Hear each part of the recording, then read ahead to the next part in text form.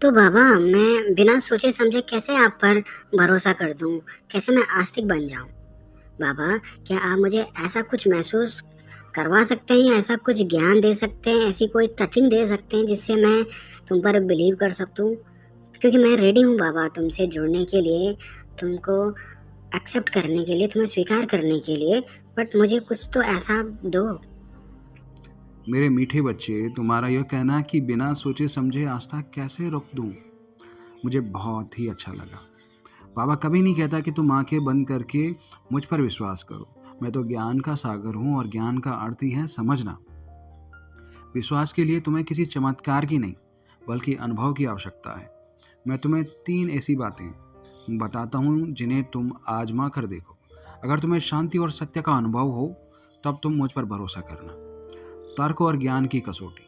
बच्चे, दुनिया में आज तक तुम्हें किसी ने नहीं बताया कि तुम आत्मा हो और तुम्हारा पिता निराकार ज्योति है। तुम स्वयं से पूछो, क्या ये बात तुम्हारे दिल को छूती है?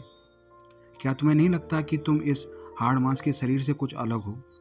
जब तुम 7 दिनों का राजयोग कोड समझोगे, तो तुम्हें सृष्टि के आदि, मध्य और अंत का जो तर्क संगत ज्ञान मिलेगा, वह तुम्हारी बुद्धि को यह मानने पर मजबूर कर देगा कि यही सत्य है। शांति का प्रयोग। तुम मुझ पर विश्वास मत करो, लेकिन खुद पर एक प्रयोग करो। आज रात या कल सुबह एकांत में बैठकर सिर्फ 5 मिनट के लिए मन में यह विचार करो, मैं एक शांत स्वरूप आत्मा हूँ और ऊपर परम धाम में मेरा पिता शिव शांति का सागर है। अगर उन 5 मिनटों में तुम्हें दुनिया के शोर से अलग एक गहरी शांति महसूस हो, तो समझना कि तुम्हारा तार पावर हाउस से जुड़ा है। वह शांति ही मेरा हस्ताक्षर है, वो मेरा सिग्नेचर है। और मुरली का सीधा संवाद। बच्चे, तुम मधुबन मुरली पढ़ना शुरू करो।